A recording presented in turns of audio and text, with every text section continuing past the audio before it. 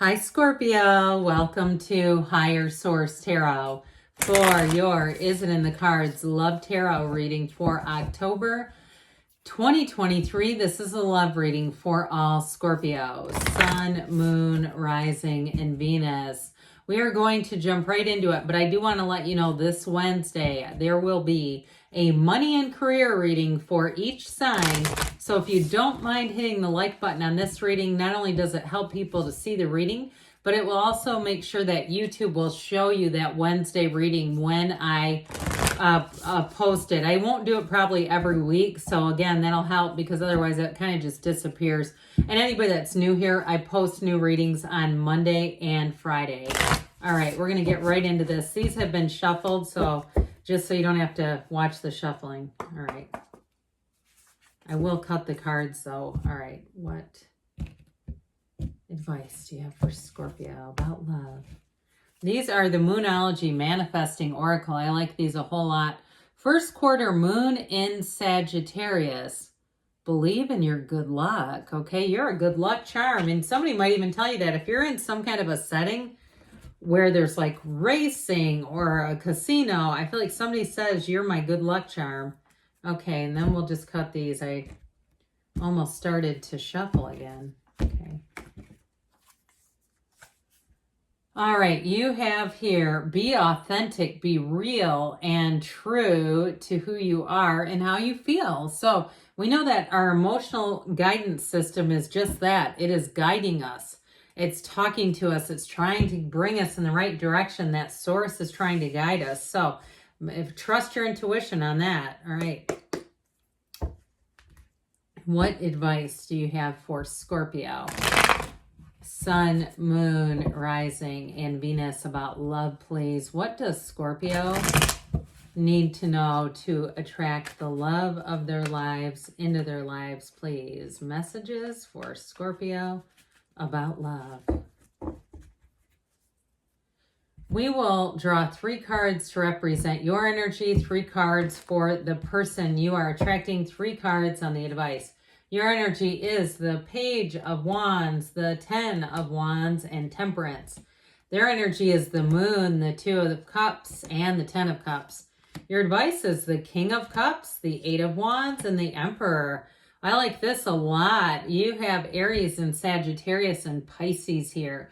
But I like the King of Cups and the advice, especially with the Emperor, because you have a love story here. You have somebody who's going to be very committed, but I feel like they're going to be solid. It's somebody who knows what they're looking for, and they're not afraid to say it. So with the energy of Temperance, too, if you felt like you were spread too thin, maybe you were doing a lot of things by yourself at work and you needed more help or some area of your life, or even being single, if you've been through a marriage before or a serious relationship, and you understand that life is a little easier with a partner, right? There's somebody else who takes the dog outside or changes the cat litter or whatever day-to-day things, or, you know, and truthfully, not just how can they manually support you, but also too, somebody to talk to. I do feel like with Temperance, that's all about bringing balance back into life.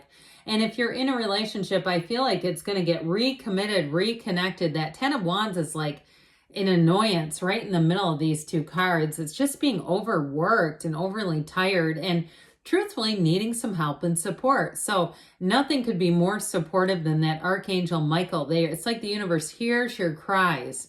Here's your heart wanting a partner, desiring a partnership, not something where you're taking care of somebody. So this is not, and the person you're attracting is fantastic, by the way.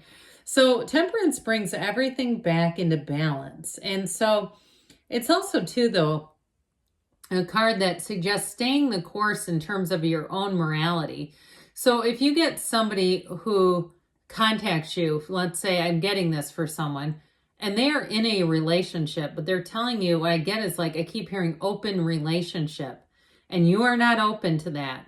And they may be charming, they may be attractive, there may be something about them that captivates you.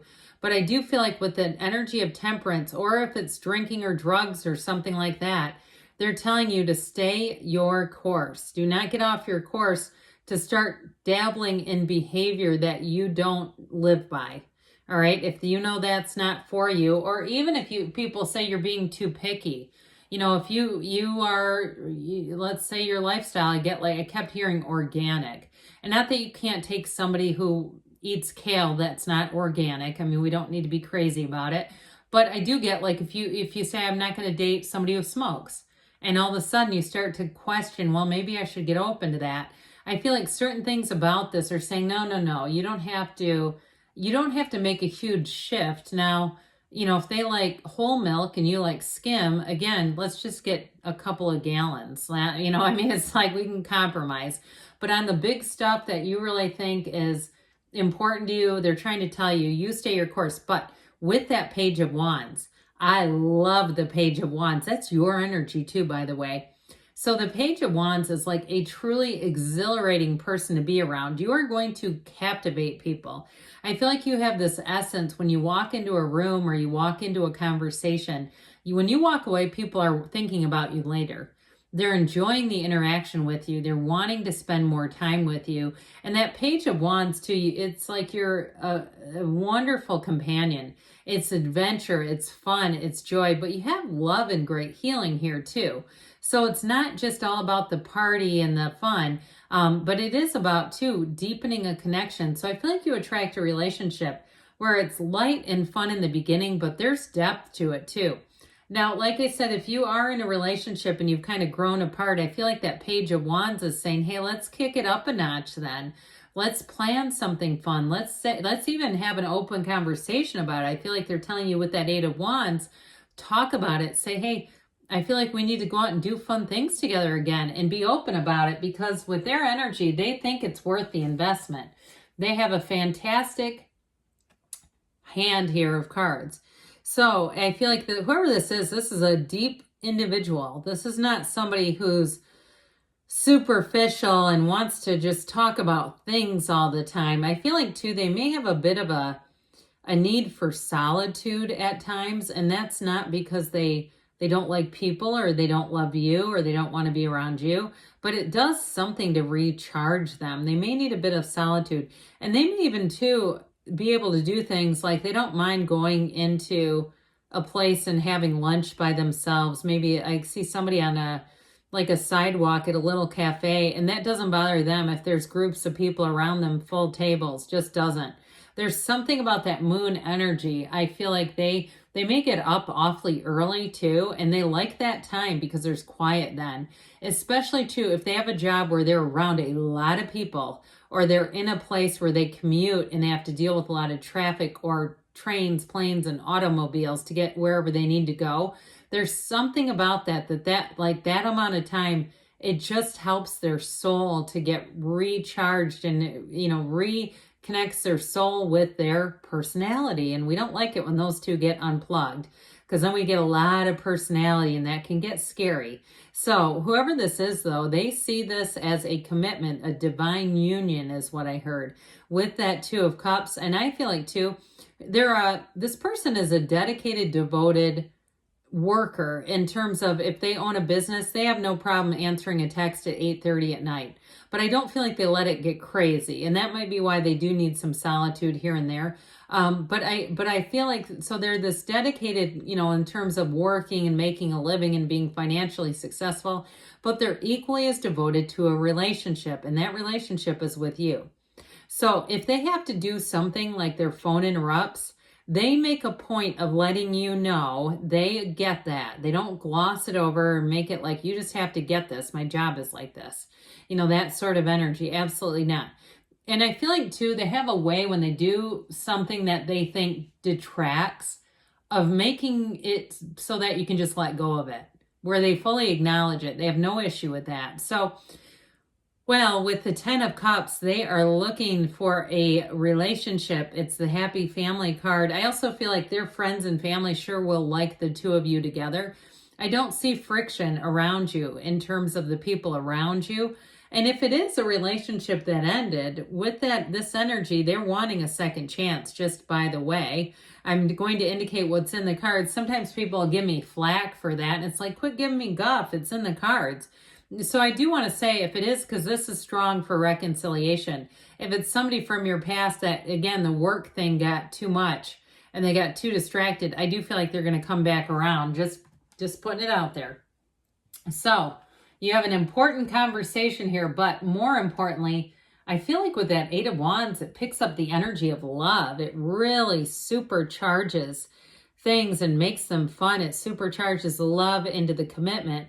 So with the Emperor energy, like I was saying before, I get it kind of off of them more so than the advice, but it's commitment, yes. But I get their personality is to be devoted and committed. So I feel like they're going to be a great match for you.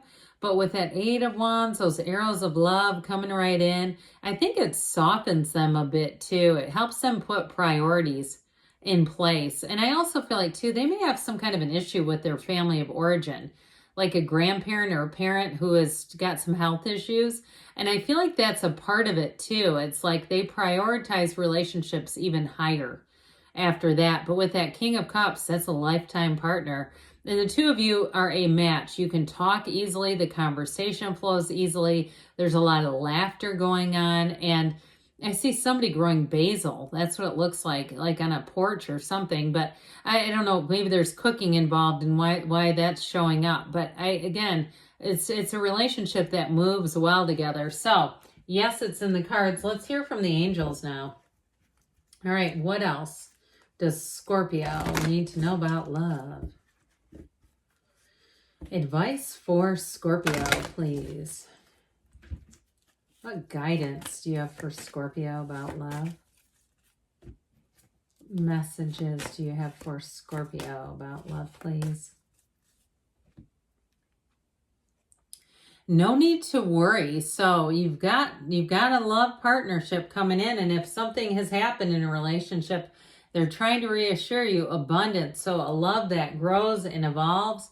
Let go and let it flow. We've got take action. And you've got a yes. Good things are on the way for you, Scorpio. I love you too. And I'll be back again soon.